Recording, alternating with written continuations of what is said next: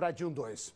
Nós vamos agora, ao vivo, falar com o nosso repórter André Lage, que está ao lado do nosso querido amigo delegado Laércio Carvalho. Boa tarde, sejam bem-vindos. Oi, Tony, boa tarde para você e para todos que nos acompanham aqui no Brasil Urgente DF. É isso mesmo, Tony, parece até notícia repetida, né? Direto a gente mostra aí casos de acidente envolvendo motoristas embriagados. E agora aconteceu aqui em Sobradinho 2 e o doutor Laércio Carvalho, delegado aqui da 35ª Delegacia de Polícia, prendeu esse motorista aí que causou esse acidente. Eu vou direto com ele, ele vai contar para a gente como é que foi esse acidente. Doutor, obrigado pela participação. Explica para a gente como é que foi. Boa tarde, Tony. É um prazer falar com você.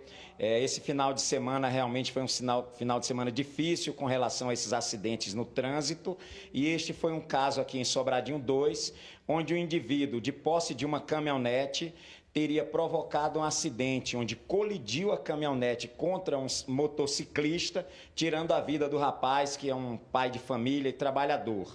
Em seguida, esse mesmo motorista colidiu a caminhonete contra um ciclista, provocando lesões corporais no jovem, e ainda bateu em um outro veículo que estava parado ali próximo.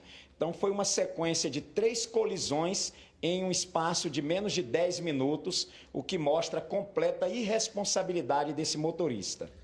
E, delegado, como vocês conseguiram chegar a esse motorista? Porque ele chegou a deixar o carro na casa de um amigo, né? Como é que vocês conseguiram chegar a esse motorista? É verdade. Inclusive, contamos com a colaboração de populares que fizeram sua denúncia e, com isso, nós chegamos ao veículo causador de todo esse acidente, toda essa tragédia.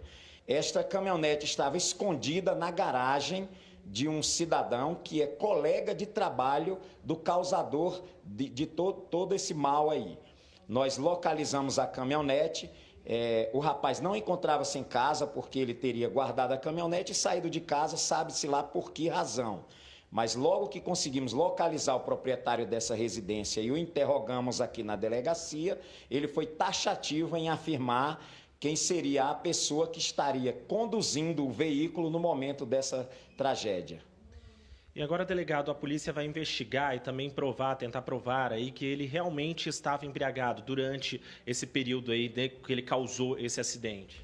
Bom, essa é mais uma fase da investigação, ela não está concluída, nós apenas adiantamos a investigação com a prisão do infrator, mas temos ainda diversas diligências a realizar, inclusive com relação a essa hipótese da embriaguez. Foi uma possibilidade levantada por uma das testemunhas ouvidas e, naturalmente, nós vamos ainda ouvir outras pessoas e fazer outras diligências para confirmarmos se esse indivíduo estava sob efeito de bebida alcoólica no momento em que provocou esse acidente.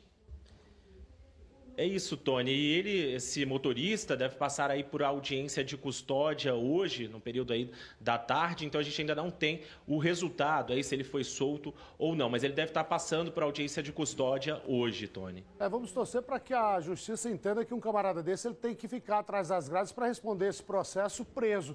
Doutor Laércio, no momento da prisão, a gente sabe que o entendimento do STF nesse caso é de que se a polícia disser que ele está embriagado, se notou sinais de embriaguez, está valendo a embriaguez. Quando a polícia, no momento da prisão, não percebeu nenhum sinal de embriaguez desse homem? Veja, Tony, a prisão desse indivíduo se deu 22 horas após a prática do crime, porque ele, como todo covarde, após cometer tudo isso aí que já relatamos, tratou de empreender fuga e sumiu de Sobradinho. Então, deu um trabalho enorme para a polícia, tivemos que contar com denúncias de populares, com a intermediação de advogados, até que nós conseguimos chegar a esse indivíduo. Mas, quando isso ocorreu, já não era mais possível fazer um exame clínico para comprovar que ele havia ingerido bebida alcoólica. Mas isso não significa que ele não será responsabilizado.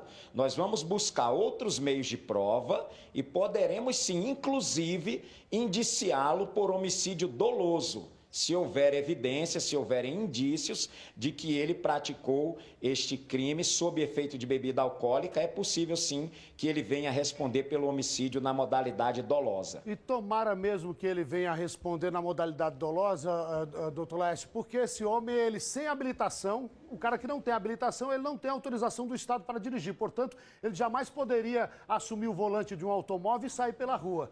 Aí ele sai, ele pega, ele assume esse risco, assume o volante e vai para a rua, atropela e mata um motoqueiro. Eu fico pensando o seguinte, a revolta da família desse cidadão, que é um pai de família, e que perdeu a sua vida por um ato irresponsável de um camarada desse, que agora vai responder por crime de trânsito, delegado. Um camarada desse, ele tem que, no mínimo, responder pelo crime doloso. É verdade, Tony, as nossas investigações serão direcionadas com esse objetivo, até porque esse rapaz estava trabalhando, é pai, está deixando uma criança de 5 anos órfã e as consequências desse crime são as mais nefastas. Eu acredito que a nossa legislação precisa mudar com urgência. Quem dera os nossos congressistas, deputados, senadores se sensibilizem para a urgência em mudar essa legislação, mas nós vamos fazer a nossa parte fazendo de tudo para que esse indivíduo fique o máximo de tempo preso. É isso, e assim eu espero, a gente sempre fala aqui no Brasil, gente, que a gente cobra mudança na legislação, porque não é possível conviver com esse tipo de atitude irresponsável e um camarada desse sair, muitas das vezes, impune ou com uma pena branda, com uma pena leve, doutor Laércio. Mas eu agradeço pelo brilhante trabalho aí à frente da Delegacia de Sobradinho. Obrigado, André, pela sua participação aqui ao vivo e a gente se vê. Um grande abraço, doutor Laércio. Um grande abraço, Tony. Estamos sempre à sua disposição aqui e obrigado por apoiar o trabalho da segurança pública. Muito obrigado mais uma vez. Obrigado, doutor Laércio. Obrigado também aos agentes.